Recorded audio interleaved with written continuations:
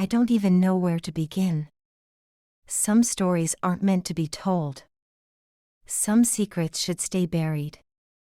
But maybe sharing this will help someone else avoid the mistakes I've made. My name is Emma, and this is the story of how my stepsister and I crossed boundaries I never thought possible. I was 23 when Dad told me he was getting married again. His exact words were, "You'll like Sarah. She's easygoing, and she has a daughter close to your age." Like that was supposed to soften the blow. I didn't know what to say, so I said nothing. I just nodded and hoped this new family wouldn't mean much to me. I was wrong. They moved in fast, bringing boxes, furniture, and a sense of permanence I wasn't ready for. That's how Madison came into my life. She was 21, a couple years younger than me, but way more put together. Or at least that's how it looked on the outside.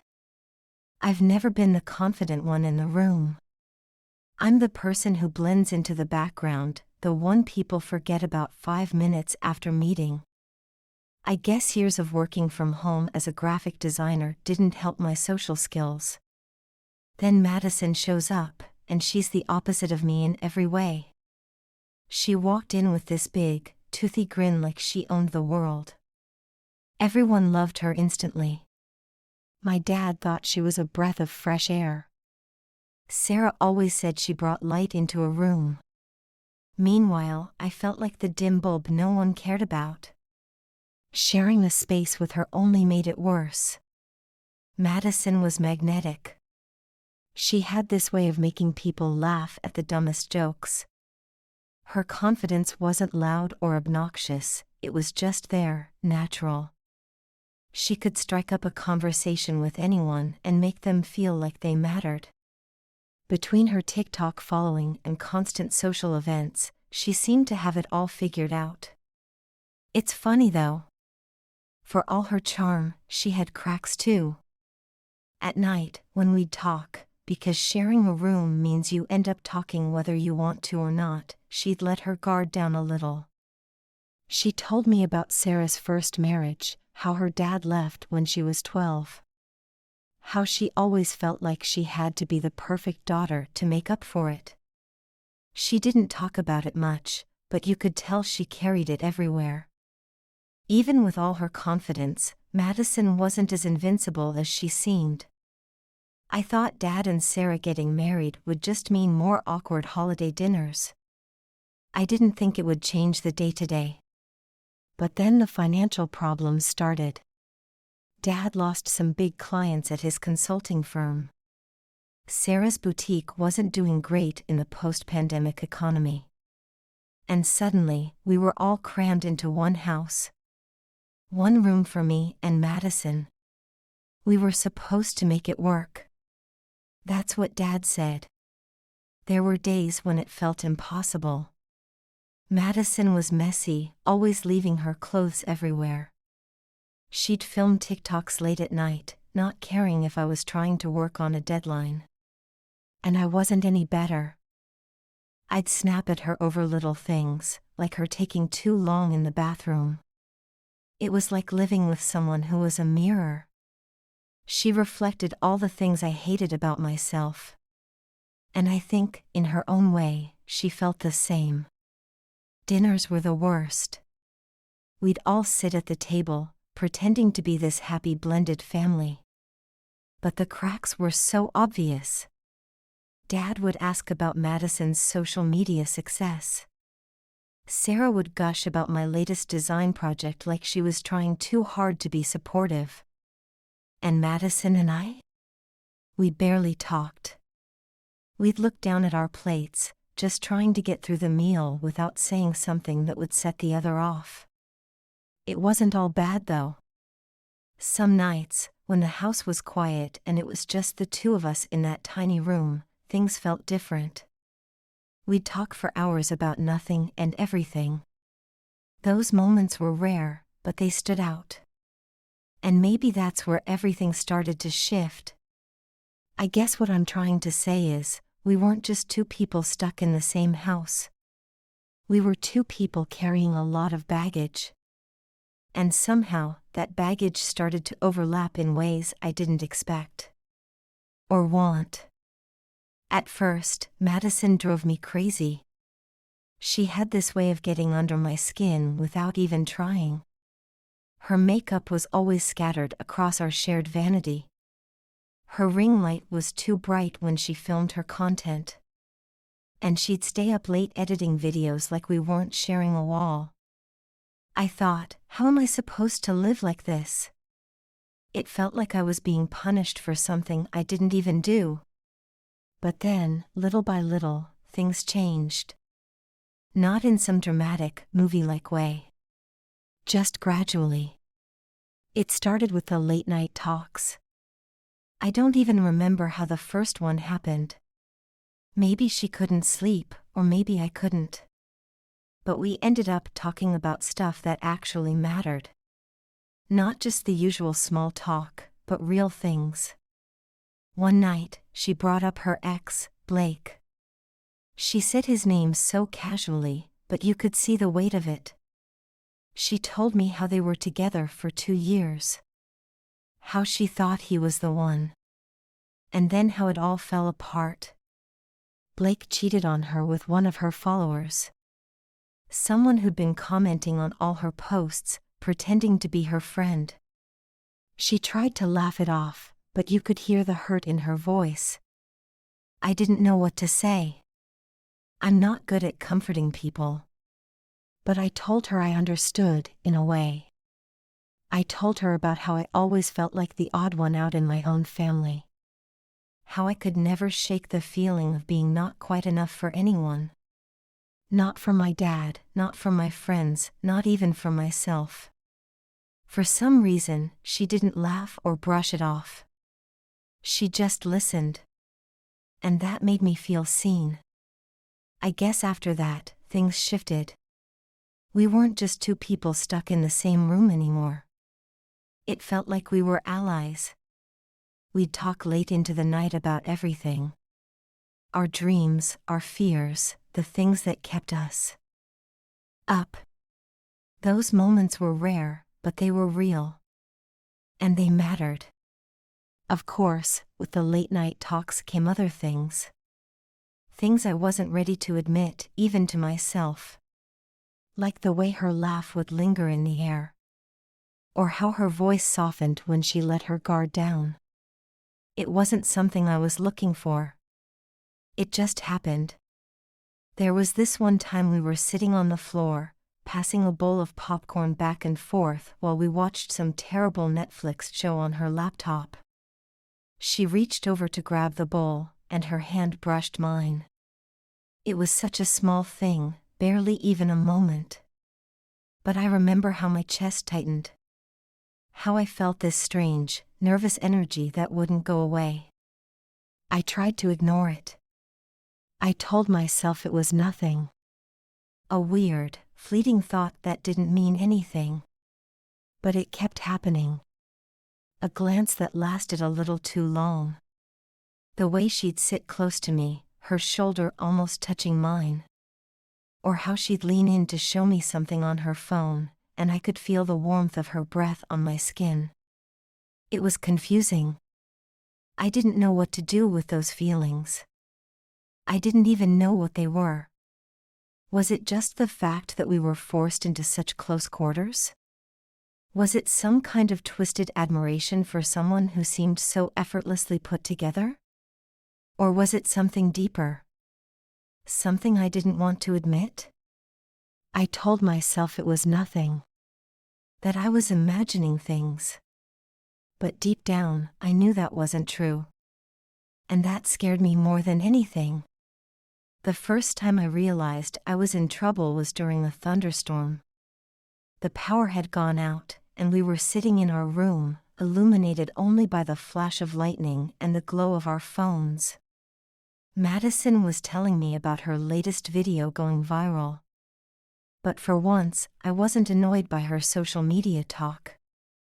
Instead, I found myself watching the way the light played across her face. How her eyes seemed to catch every flash of lightning.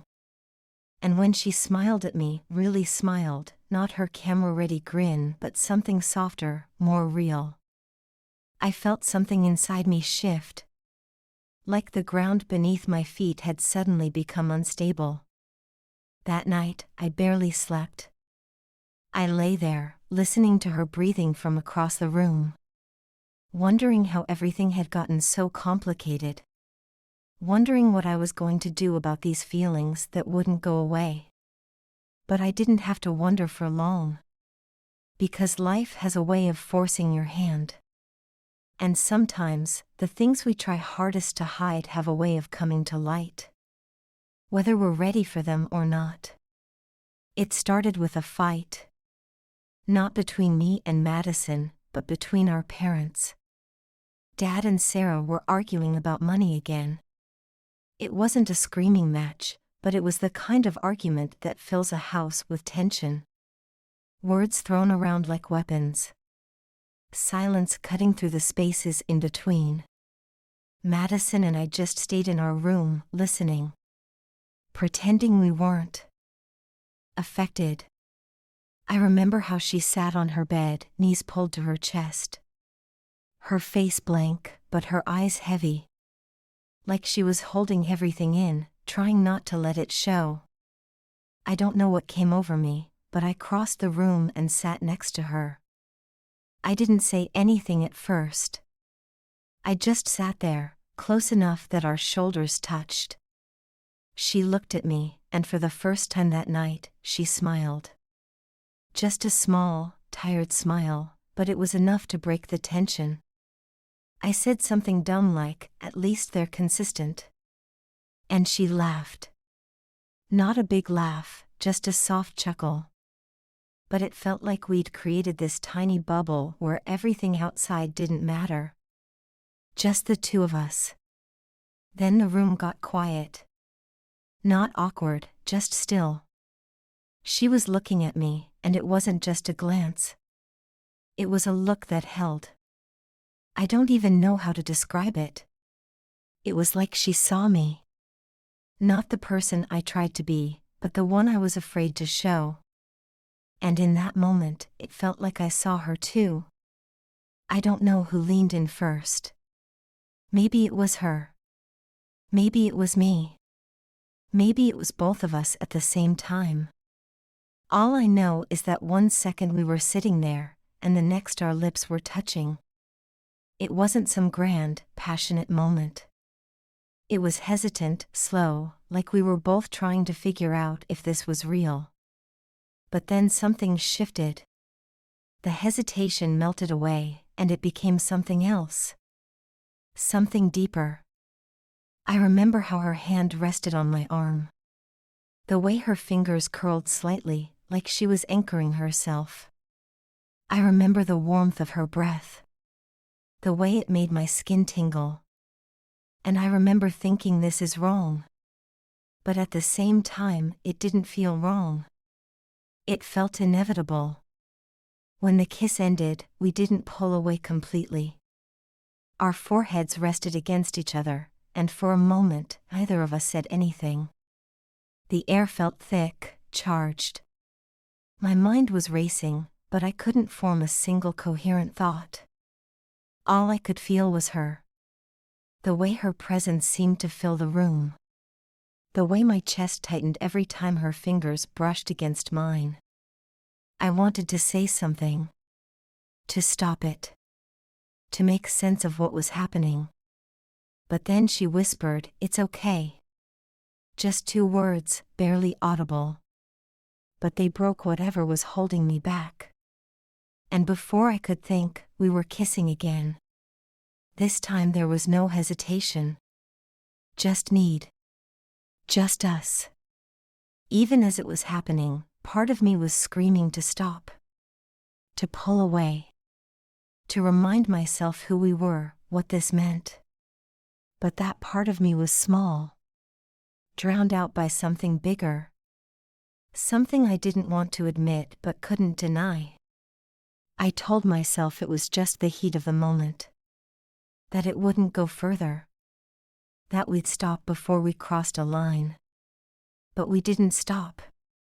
And as much as I want to say I regret it, in that moment, I didn't. When it was over, we just sat there. The silence almost deafening.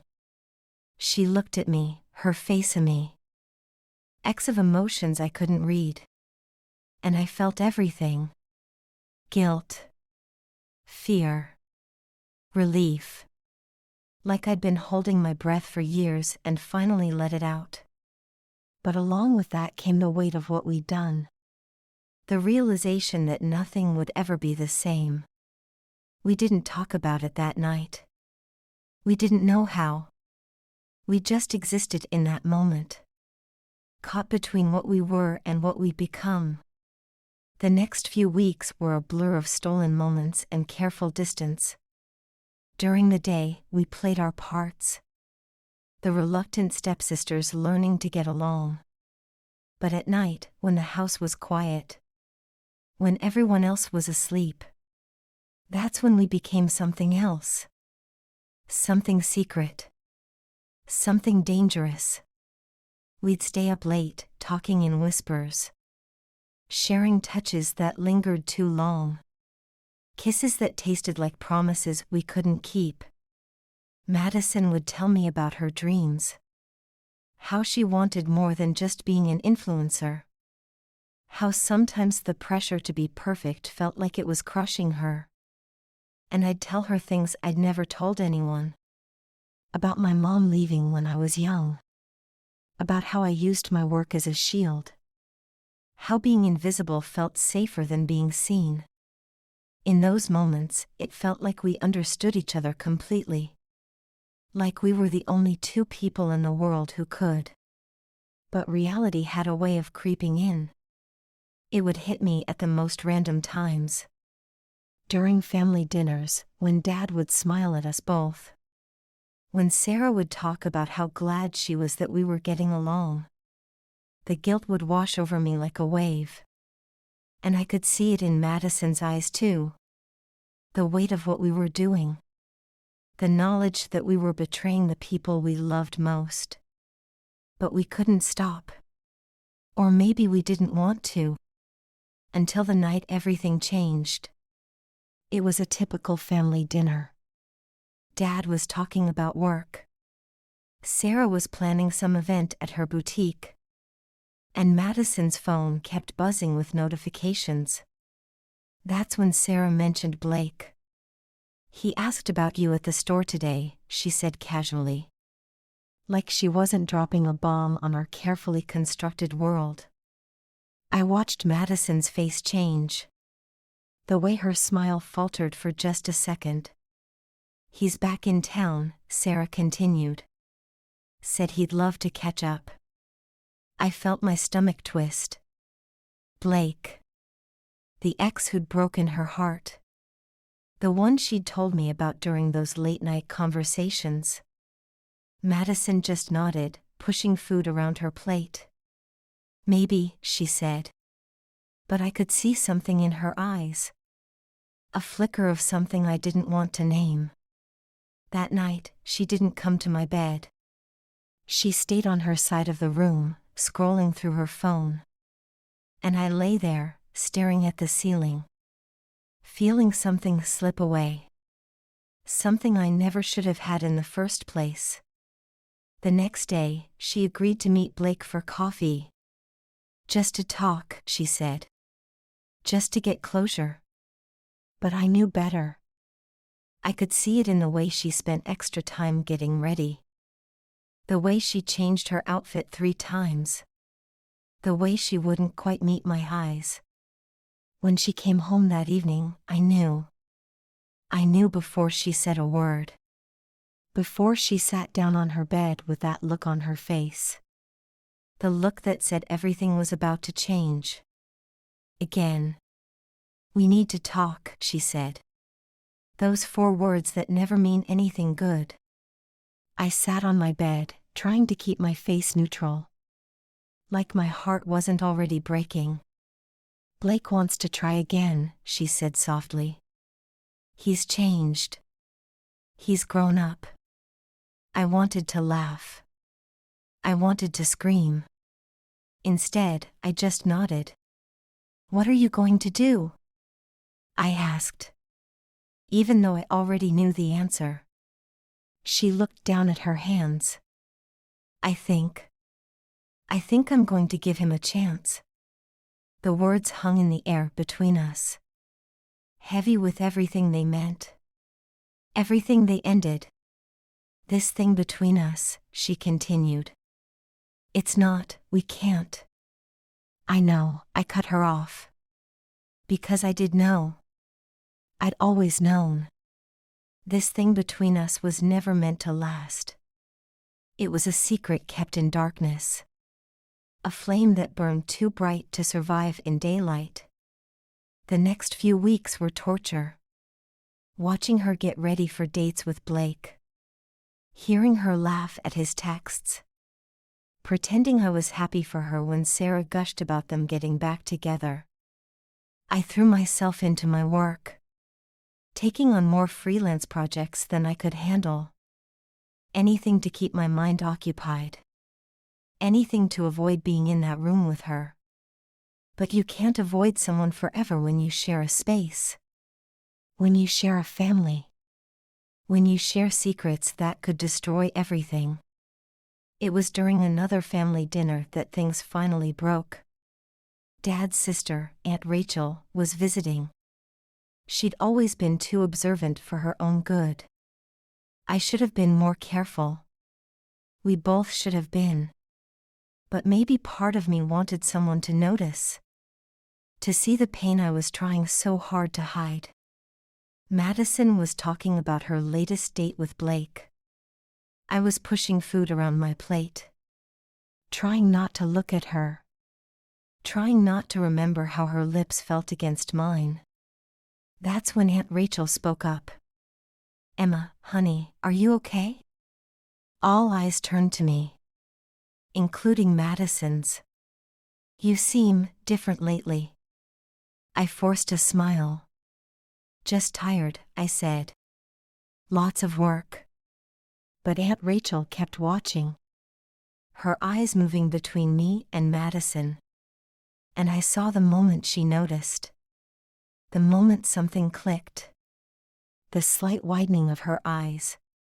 The way her fork paused halfway to her mouth. Madison saw it too. I could tell by the way she suddenly became very interested in her phone. After dinner, Aunt Rachel cornered me in the kitchen. "Emma," she said softly. "Whatever's going on." "Nothing's going on," I cut her off. Too quickly. Too sharply. She just looked at me. With those knowing eyes that saw too much. "Be careful," she said finally. "Some things can't be undone." That night, I couldn't sleep. Aunt Rachel's words kept echoing in my head. Some things can't be undone. She was right. What Madison and I had done couldn't be undone. The lines we'd crossed couldn't be uncrossed. The feelings we'd awakened couldn't be put back to sleep. I lay there, listening to Madison's steady breathing from across the room. Wondering how something could feel so right and so wrong at the same time. Wondering how long we could keep pretending. The answer came sooner than I expected. The next morning, I got an email. A job offer in Seattle. One I'd applied for months ago and forgotten about. Good salary. Creative freedom. And most importantly, distance. 3,000 miles of distance. I accepted it without telling anyone. Without letting myself think too hard about it. When I finally told Dad, he was surprised but supportive. "Maybe a change would be good for you," he said. Sarah hugged me and promised to help me pack. Madison just stood there. Her face unreadable. "When do you leave?" she asked. 2 weeks. She nodded. Then turned and walked away. We barely spoke during those 2 weeks. What was there to say? The night before I left, though, she came to my bed one last time. Not to kiss. Not to touch. Just to talk. I'm sorry, she whispered in the darkness. For everything. Me too, I said. But I wasn't. Not really. Not for loving her. Just for how it ended. The next morning, I left before sunrise. Before anyone else was awake. I left a note for Dad and Sarah. But not for Madison. Some goodbyes are better left unsaid.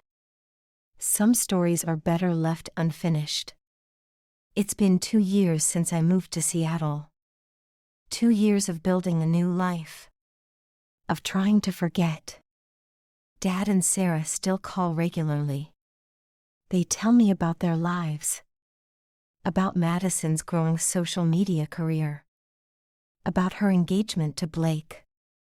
I listen and make the right noises. Pretend my heart doesn't still skip when they say her name. Sometimes, late at night, when the rain is beating against my windows, I find myself thinking about those nights in our shared room. About whispered conversations and stolen kisses.